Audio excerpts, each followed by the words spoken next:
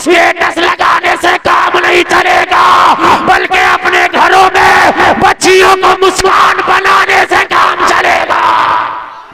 फलाना आप देख रहे हैं पीर तरीक़त रहबर राह शरीयत हज़रत अल्लामा शाह सैफुल हसन साहब क़िबला बुखारी की आमद हुई। नारों की गूंज में आपने हजरत का, भाई आवाज़ बढ़ाओ जरा थोड़ा सा ऑपरेटर साहब, नारों की गूंज में आपने इस्तक़बाल किया। आप हजरत के रुख़े की ज़ियारत करें और अपने नामे आमाल में नेकियों का इजाफ़ा करें। मैं उसी रसूल की बात कर रहा था कि जिसकी आल अब आपकी निगाहों के सामने तशरीफ़ फरमा है,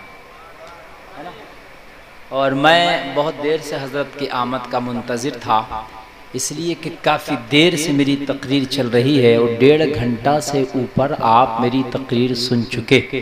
ये आपकी मोहब्बतें थी कि बहुत लंबा मैं बोल गया और आप सुने। मैं सोच रहा था जब तक हज़रत तशरीफ़ लाए मिंबर शरीफ में बोलता रहूं। खैर, मैं अपनी गुफ्तगू को इख्तिताम की तरफ लेकर के जा रहा हूँ, और जो चंद बातें हैं मेरी ज़रा बड़े मोहब्बत से आप उसको सुने, दिल के तहखाने में उनको महफूज करें, और अपने बच्चों को, अपनी बच्चियों को आप मोबाइल में कार्टून दिखा के बड़ा ना करें। अपने बच्चों और बच्चियों को फिल्मी गाना सुना सुना के जवान ना करें।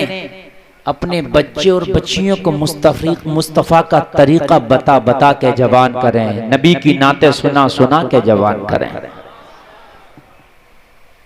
आज के छोटे छोटे बच्चों को भी देखा जाता ना, वो मोबाइल चला लेते हैं, यूट्यूब निकाल लेते हैं, उस पर वो देखते हैं कार्टून। माएँ बड़ी खुश होती हैं, बोली साहब मेरा बच्चा बड़ा तेज़ है, वो मोबाइल चला लेता है, वो कार्टून निकाल लेता है। और मेरी बहन तुझे खुश नहीं होना चाहिए, उसे कार्टून का शौक तूने क्यों डलाया है? अब बचपन में जब वो कार्टून देखेगा ना तो जवान होकर खुद कार्टून बना नजर आएगा। आज कुछ नौजवान कार्टून से कम नहीं है, पैंटें फटी हुई, टाइटू बने हुए, कान छिदे हुए, कई तरह के बालों पे कलर हुए हुए। बताओ ये कार्टून नहीं तो और क्या है? बिल्कुल कार्टून है। जैसा वो देखता था ना छोटू मोटू, वैसे ही बन गया वो। काश तुमने ये कार्टून ना दिखाए होते। अपने छोटे छोटे बच्चों को बताओ, बेटा जब कोई आए घर में या किसी से जाओ सलाम करो उससे पहले, ये तेरे नबी का तरीका है। अपने बच्चों को बताओ, बेटा बड़ों का कहना मानते हैं, अदब करते हैं, इस तरीके से बोलते हैं। माएँ सिखाती हैं, बेटे वाटर को, पानी को वाटर को। ओ मेरी बहन, ये वाटर तो कभी भी कह लेगा, लेकिन इस्लामी रंग में रंगने का जो टाइम है ना वो यही है। बचपन में इस्लामी रंग में रंग दो, ताकि जब तेरे बच्चे जवान हो ना तो कुछ भी बन जाए, लेकिन खुदा की कसम उनकी जिंदगी गुलाम मुस्तफ़ा बन के गुजरे। हाय हाय। कल की माए ना अपने बच्चों को जो पालती थी, परवान चढ़ाती थी ना, तो कोई माँ अपने बच्चे को गोद में लिटा के दूध पिला रही है छाती का, और नबी की नात पढ़ रही है, बच्चा सो गया है। नबी का दुरूद पढ़ रही है, बच्चा सो गया है। लोगों, कार्टून का मतलब नहीं था। कल के बच्चे जब माओ की गोद में माँ की छाती से चिपक के दूध पीते थे, माँ दूध पिलाती जाती थी और पैगाम देती जाती थी, तुम सो जाओ या मुस्तफा कहते कहते, खुले आँख सल्ले अला कहते कहते। ऐसे बच्चे होते। सुल्तान सलाहुद्दीन अय्यूबी कहता है, जिसने बैतुल मक़दिस को फतेह किया था, फातिह आज़म जो कहलाया, दुनिया ईसाइयत में जिसने तहलका मचा दिया था, सुल्तान सलाहुद्दीन अय्यूबी का बयान है। मैं बच्चा था, छोटा था, मैं ओबाश बच्चों का खेल देखने लगा। ओबाश बच्चे खेल रहे थे, मैं खड़े होकर उनका खेल देखने लगा। मेरा बाप आया, मेरे बाप ने देखा कि ये सुल्तान सलाहुद्दीन अय्यूबी क्या कर रहा। ओबाश बच्चों का खेल देख रहा, कहने लगा, मेरे बाप ने मुझे पकड़ा, और पकड़ने के बाद मैं कहा, सलाहुद्दीन, बैतुल मक़दिस को फतह करने वाले ओबाश बच्चों के खेल नहीं देखते। इतना कह के मेरे बाप ने मुझे पटक दिया जमीन पर। पटक के बाप आगे बढ़ा, मैं उठ गया, सीना तान के खड़ा हो गया।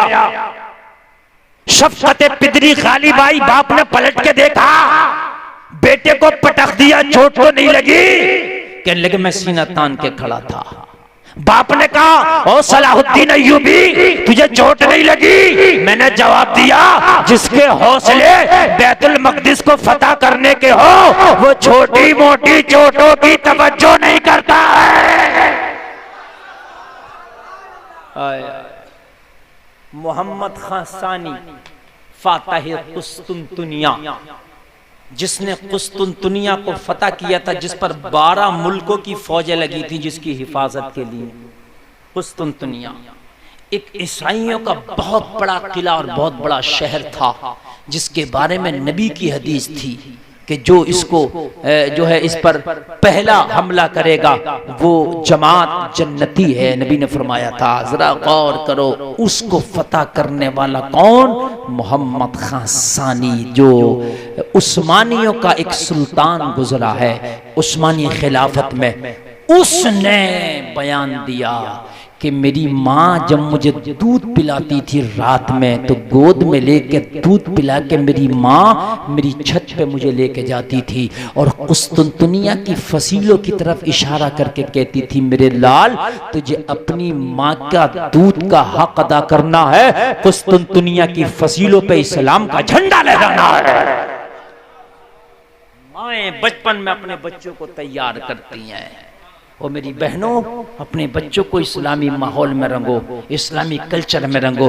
तुम्हारी बच्चियां जब छोटी हों तो उनके सामने खुद तुम पर्दा करके दिखाओ, खुद नकाब पहन के दिखाओ। तुम्हारी बच्चियां जब तुम्हें नकाब और पर्दे में देखेंगी इंशाअल्लाह खुद भी नकाब पहनती नजर आएंगी, खुद भी पर्दा करती नजर आएंगी। और मेरी माओ बहनों, अगर तुम 50 साल की उम्र में चौंचे लाल करके, लिपस्टिक लगा के, मेकअप करके जब बेपर्दा घूमोगी तो तुम्हारी बच्चियां बताओ कैसे पर्दे में रहेंगी। इसलिए बच्चा जैसा देखता है वैसा करता है। अपने घर में सिर्फ और सिर्फ इस्लामी माहौल, अपने घर में कानून बना दो, खबरदार हमारे घर में कोई खड़े होकर पानी नहीं पिएगा। कानून लगाओ, कोई नहीं पिएगा। इंग्लिश मीडियम स्कूल में कानून होता, कोई हिंदी में बात नहीं करेगा, कोई अपनी जबान में नहीं, सब इंग्लिश में बोलेंगे। इंग्लिश मीडियम स्कूल है ये, सिर्फ इंग्लिश में। अगर कोई बंगला में बोला, हिंदी में बोला, फाइन लगाया जाएगा। फाइन लगाया जाता है। रात में यहाँ के लिए फ्लाइट पकड़ने के लिए आ रहा था तो सफर में एक मौलाना से मुलाकात हुई, बड़ी हाई फाई अरबी बोल रहा था, मेरे इलाके का था। तो मैंने कहा भाई बहुत अच्छी फसीह बलीगा पर भी बोल रहे हैं हजरत। कहने लगे मौलाना साहब मैं मिस्र से फारिग हूँ, जामिया अजहर से। मेरे बाप ने मुझे इंडियन हॉस्टल में नहीं रखा था, जो इंडिया के लड़के रहते हैं ना वहाँ, उनमें नहीं रखा था। बोले मेरा बाप बोला कि तुझे इंडिया वालों के साथ रखूंगा तो इंडिया से निकल के फिर इंडिया में ही रहेगा, मैं तुझे अरब वालों के साथ रखूंगा ताकि अरबी बोलना तेरी मजबूरी हो जाए। बोले उन्हीं के कल्चर में रहा हूं, अल्हम्दुलिल्लाह मैं अरबी बोलता हूं तो लोग ये पहचान नहीं पाते ये अरबी है या अजमी है। अल्लाह अल्लाह, लोगों कल्चर से फर्क पड़ता है। पढ़ना अलग है, मशक करना अलग है। आप बिल्कुल ना पढ़ो लेकिन आप अरबी बोलने वालों में रह जाओ तो अरबी बोलना आ जाती है। जो लोग सऊदी अरबिया में रह के आते हैं 5 साल 10 साल 4 साल अरबी बोलते हैं, बोलते कि भाई नहीं बोलते, क्योंकि कल्चर वहां का ऐसा। जब तुम्हारे घर में ये होगा कोई खड़े होकर पानी नहीं पिएगा, हमारे घर में कोई भी बिना टोपी के खाना नहीं खाएगा। बच्चे खाए तो टोपी उठाओ, डांटो उन्हें। तेरा बच्चा आज तेरे घर में जब इस रंग में रंगेगा और जब घर से निकल के कहीं बाहर जाएगा ना तो बिना टोपी के कभी खाना इंशाअल्लाह नहीं खाएगा।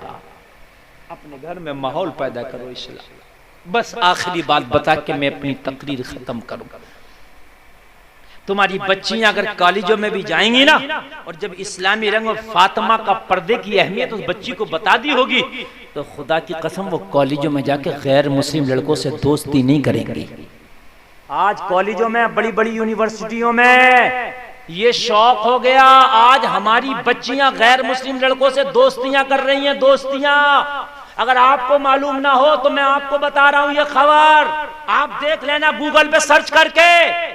8 लाख मुस्लिम लड़कियां गैर मुस्लिम लड़कों से शादी कर चुकी हैं इंडिया में 8 लाख इर्तदाद के केस हैं। कहां हो तुम? और कॉलेज और स्कूलों में पढ़ने वाली लड़कियां 8 लाख नहीं है, बल्कि उनकी तादाद इस वक्त तकरीबन 30 से 35 लाख के आसपास पहुंच चुकी है कि जो गैरों के कांटेक्ट में है, उनसे संबंध बनाए हुए हैं। क्या बात है, तूने फातिमा का कल्चर नहीं दिया। अगर फातिमा का कल्चर देता कि बेटी ये तेरा जिस्म तेरे शौहर की अमानत है, तो ये बच्चियां गैरों से दोस्ती नहीं करती, बल्कि हिजाब में नजर आती।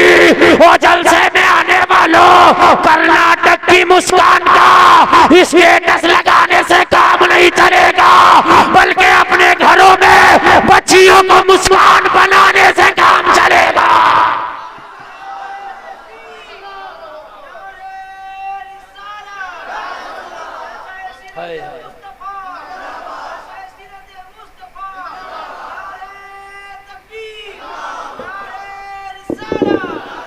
अभी आपने देखा माजी करीब में एक शहजादी उठी थी, एक शेरनी उठी थी कर्नाटका के अंदर, पर्दे को लेके भिड़ गई थी। उसने नारा लगा के पर्दे का हिजाब का सपोर्ट किया था। नौजवानों ने स्टेटस लगाया, मुबारकबाद पेश किया, कहा मुस्कान तो शेरनी है। नहीं नहीं, एक मुस्कान से काम नहीं चलेगा।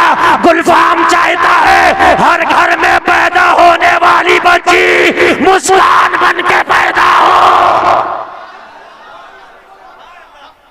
खाली स्टेटस से काम नहीं चलेगा, अपनी बच्चियों को बताओ ताकि ये कॉलेजों में जाके गैर मुस्लिम लड़कों से दोस्तियां ना करें, उनके साथ अपनी जिंदगी ना गुजारें। क्योंकि जब ये दोस्ती होती है तो दोस्ती प्यार में बदलती है, प्यार इश्क में बदलता है, इश्क जुनून में बदलता है, और जुनून शादी में बदलता है। कहाँ है? 8 लाख केसेस हैं, 8 लाख मुसलमानों। बड़ा खतरनाक मामला है। अपनी बच्ची को इस्लामी कल्चर दे दो, हिजाब की अहमियत बता दो, इन्हें पर्दे की अहमियत बता दो। गुलफाम का यही पैगाम है।